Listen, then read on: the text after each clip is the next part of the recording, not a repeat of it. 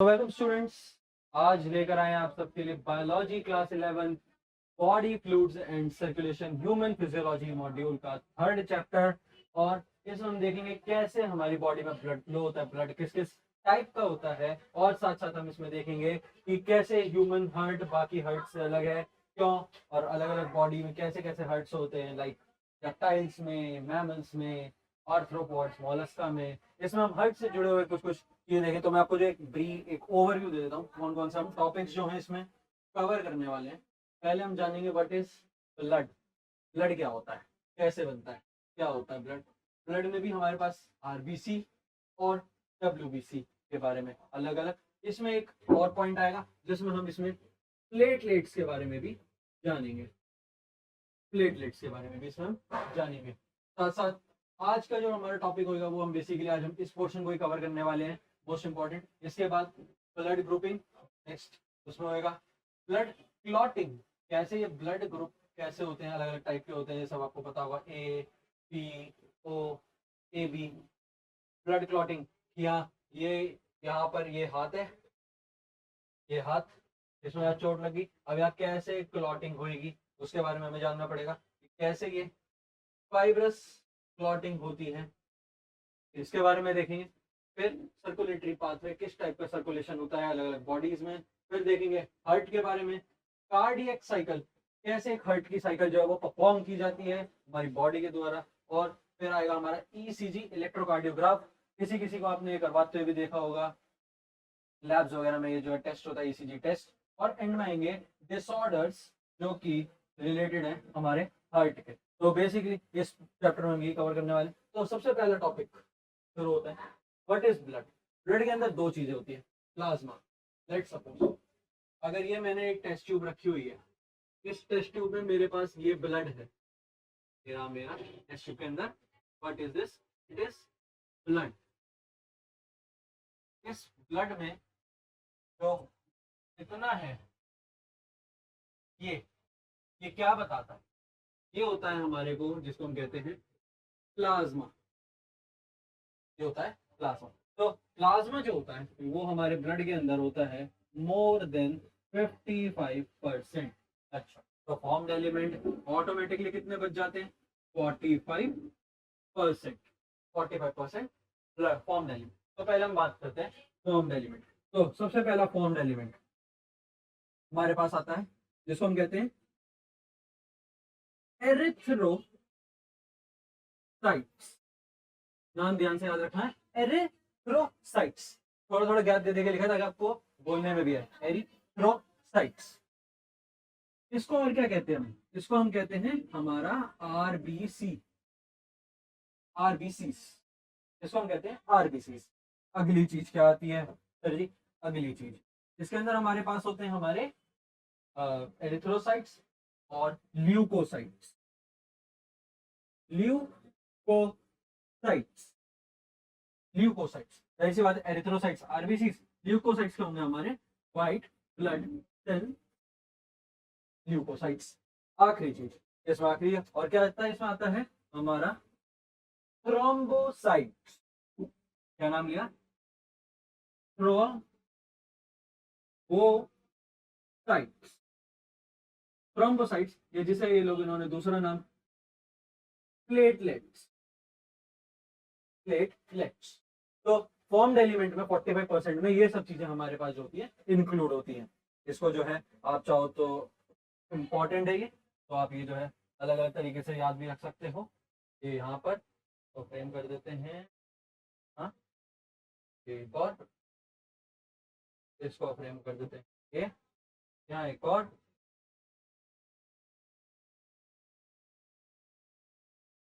इसको फ्रेम कर देते हैं ये। तो थ्रोम्बोसाइट्स, ल्यूकोसाइट्स और एरिथ्रोसाइट्स या फॉर्म्ड एलिमेंट्स है हमारे, मतलब ये हमारी बॉडी में फॉर्म होते रहते हैं, होते रहते हैं, होते रहते हैं। अब हम बात करेंगे हमारी बॉडी में हम अलग से लाते हैं। तो बात करते हैं प्लाज्मा में। प्लाज्मा में सबसे पहली चीज हमारे पास होती है वाटर। मेजर पोर्शन जो हमारा प्लाज्मा का होता है वो होता है वाटर का।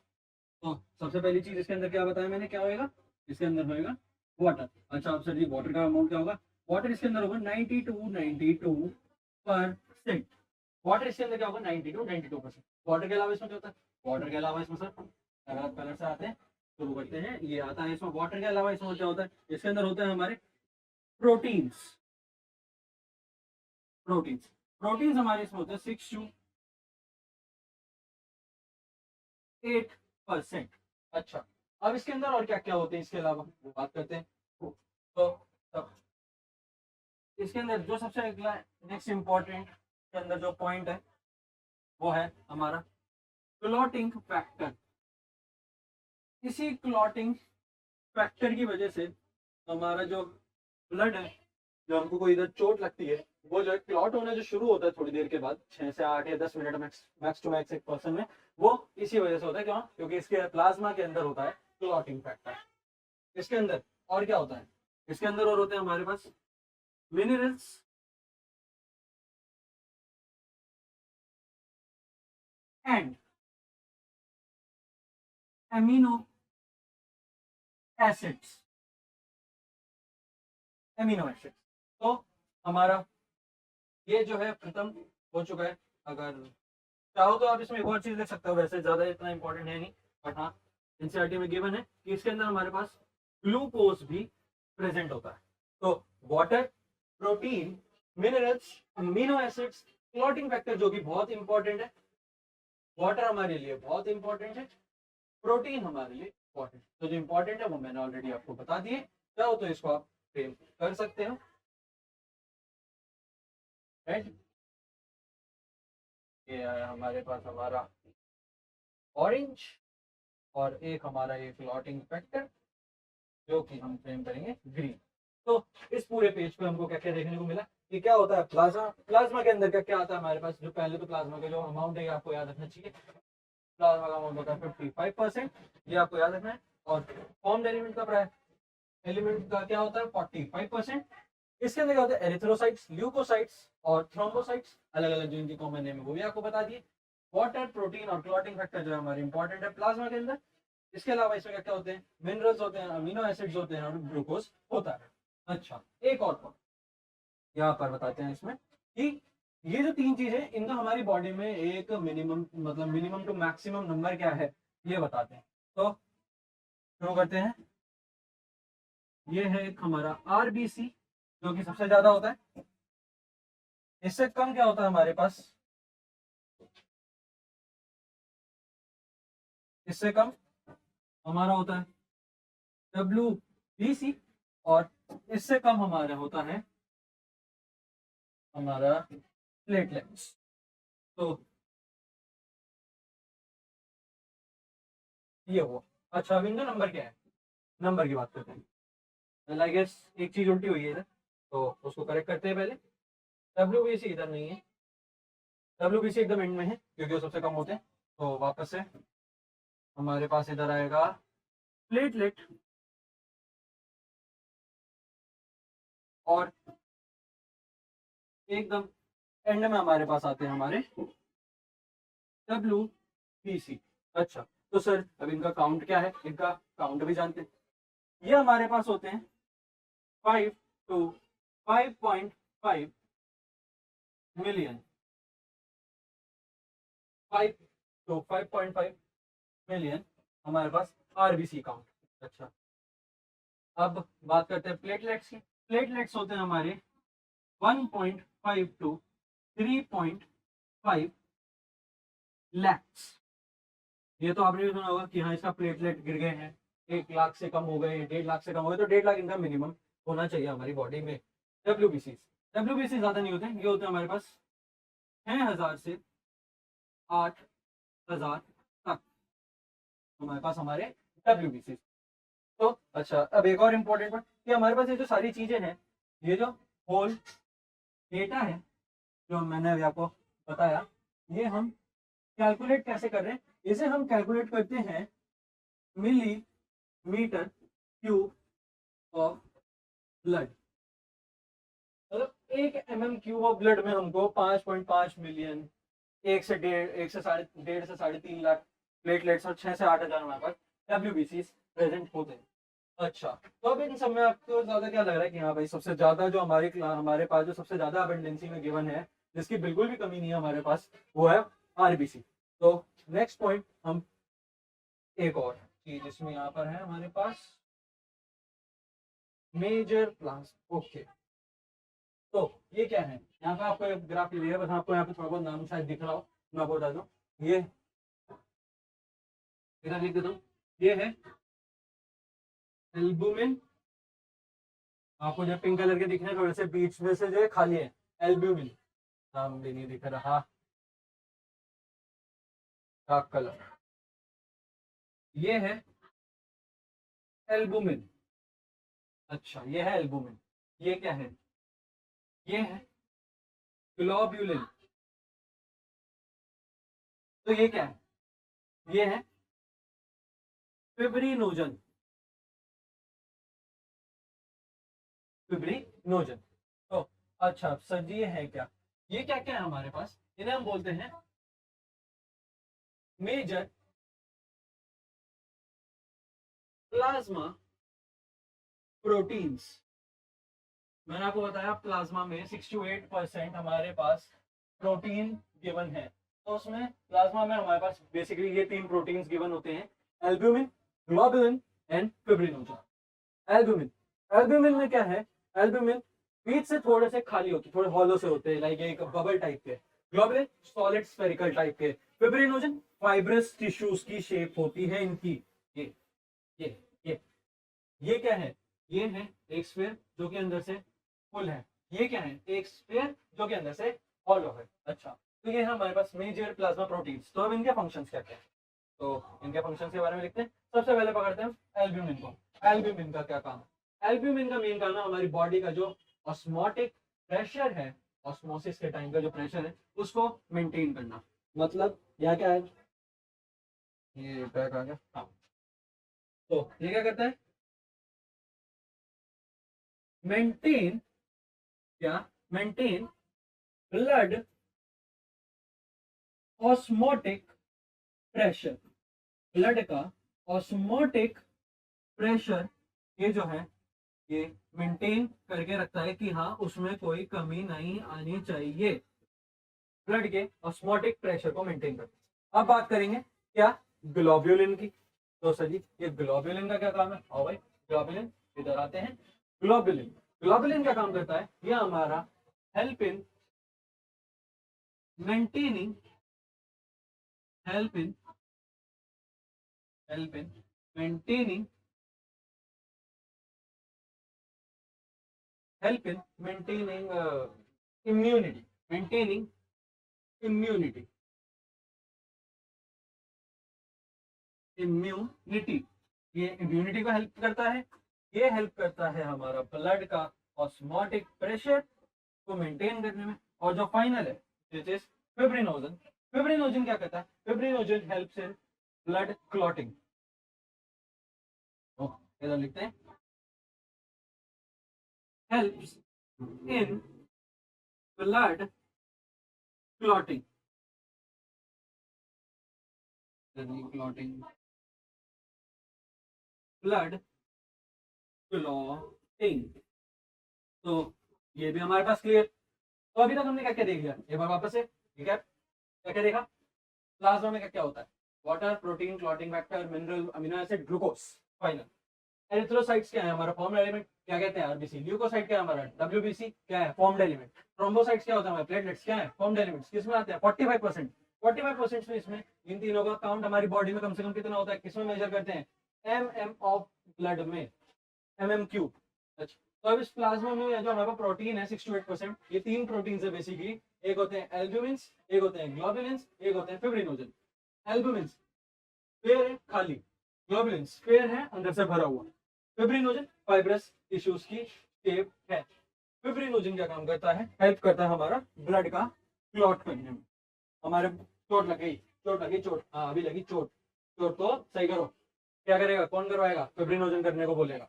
ग्लोबुलिन क्या करेगा, भाई अंदर आ रही है कोई बीमारी, इम्यूनिटी डेवलप करो, कौन करवाएगा, ग्लोबुलिन। भाई ब्लड का प्रेशर बढ़ रहा है, कम करना है, या कम हो रहा है, बढ़ाना है, कौन करेगा, एल्ब्यूमिन। तो हमारे पास ये होते हैं हमारे बेसिकली जो तीन प्लाज्मा प्रोटीन्स हैं। अच्छा, तो अब अगर मैं एक बात बताऊं आपको कि अगर मैं इसमें से प्लाज्मा में से क्लॉटिंग फैक्टर हटा दूं, ये जो क्लॉट करने वाली है इस चीज को हटा दो। तो इधर बताते हैं, इधर एकदम अलग से डब्बा बनाते हैं इधर। हाँ, इधर बता दे। वो इधर दिख रहा हो? हाँ दिख रहा है। तो इधर मैं बताऊं, कोई अलग कलर अलग, हाँ। Plasma without plasma without clotting factor, clotting factor is known as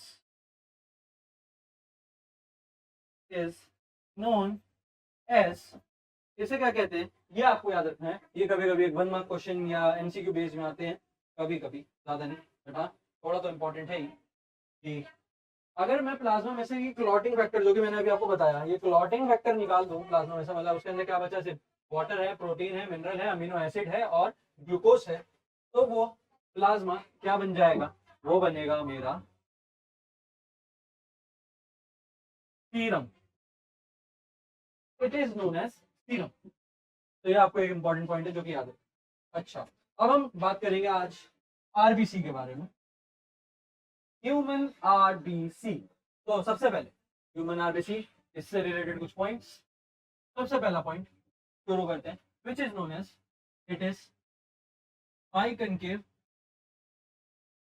biconcave in shape, biconcave in shape and nucleus is absent,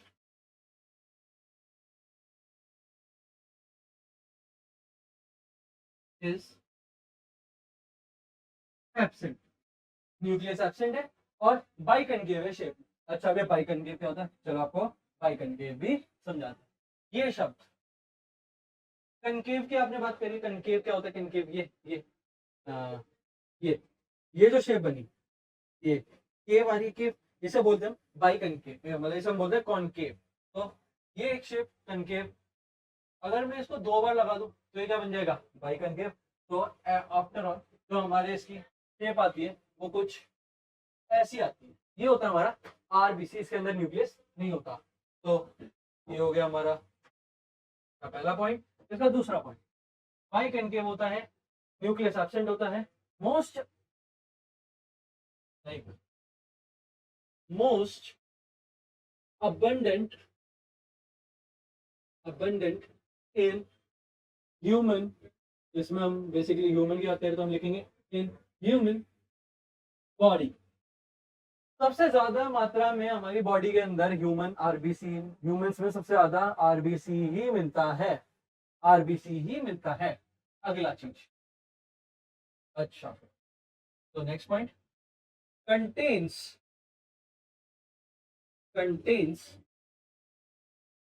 iron, containing iron containing pigment, containing iron containing pigment। RBC के अंदर एक ऐसा pigment है, pigment या चलो pigment है, या आप इसको कह सकते हो प्रोटीन, आयरन कंटेनिंग प्रोटीन या पिगमेंट है आरबीसी के अंदर। मतलब आरबीसी एक चीज कंटेन कर रहा है जिसके अंदर आयरन है, जिसको हम क्या बोलते हैं, known as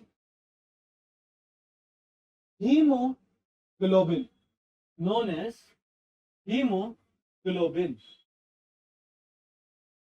yes, hemoglobin। Haemoglobin इसको कैसे डिनोट करते हैं, इसको डिनोट करा जाता है, ध्यान से देख लो, H capital B small, H B से हीमोग्लोबिन करते हैं। अच्छा, अब next point, red in colour, red in colour due to H B, H B की वजह से ही इसका जो कलर है वो लाल है। अगर इसको इसमें से एच बी निकाल देंगे तो हमारा ब्लड कैसा हो जाएगा, कुछ लोग बोलते हैं व्हाइट हो जाएगा, व्हाइट नहीं, ट्रांसपेरेंट हो जाएगा। ये जनरल नॉलेज। तो इसके बाद वाली चीज अब क्या है, रेड इन कलर बता दिया। अच्छा, तो अब इसका लाइफ स्पेन क्या होता है, एक बार बन गया कब तक जिंदा रहेगा, कब तक काम करेगा, तो life span of RBC is of 120 days. 120 days तक हमारे बॉडी में आरबीसी रहते हैं। अच्छा अभी 120वां दिन भाई, 120 दिन खत्म। अब इसके बाद कहाँ जाएगा? इसके बाद ये लो, आरबीसी के बाद जाएगा ये ग्रेव यार्ड में। Graveyard, graveyard of RBC. It is known as spleen. Spleen, अच्छा अब ये स्प्लीन है कहाँ? पैनक्रियास के ऊपर। लाइक इधर बता देते हैं, ये हमारा अगर लेट्स इतना नहीं, तो ये अगर हमारा पैनक्रियास है, पैनक्रियास के ऊपर यहाँ पर एक छोटा सा एरिया बना हुआ है। अगर आपको अपना, अगर आप अपनी बुक खोलोगे एनसीईआरटी और उसमें जाओगे डाइजेशन एंड एब्जॉर्प्शन और उसमें ध्यान करोगे अपने डाइजेस्टिव सिस्टम में, पैनक्रियास के ऊपर आपको एक स्प्लीन देखने को मिलेगा। अगर आप इस चैप्टर की में भी एनसीईआरटी में जाओगे तो आरबीसी के बारे में गिवन है डेटा, वहां पर आप जाके देखोगे पैनक्रियास के ऊपर आपको स्प्लीन एरिया गिवन होगा। वहां पर ये सारे जो है चले जाते हैं जब इनका 120 दिन का लाइफ स्पैन खत्म हो जाता है। तो अब इसके बाद हमारे पास एक इंपॉर्टेंट पोर्शन आएगा, इसको यहाँ दिखाएंगे, इधर बात करेंगे उसकी। इधर तो मैं बात करूंगा इस हीमोग्लोबिन के फंक्शन की। तो हीमोग्लोबिन के फंक्शंस की बात करते हैं, क्या क्या इस हीमोग्लोबिन के फंक्शंस हैं। तो पहले मिस्टेक सही कर दी। एक दो पॉइंट है बेसिकली यहाँ पर। एक हीमोग्लोबिन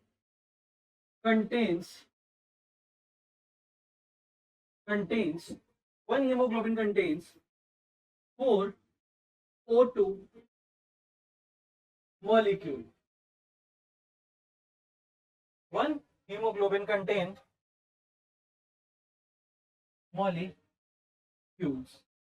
वन हीमोग्लोबिन में 4 O2 मॉलिक्यूल्स। अच्छा तो अब नेक्स्ट पॉइंट क्या होगा? अच्छा अभी मॉलिक्यूल है O2, एक O, दो O एटम थे साथ में मिले, क्या बना? O2, वो एक मॉलिक्यूल है। O क्या है? एटम। दूसरा O क्या है? Atom, chemistry.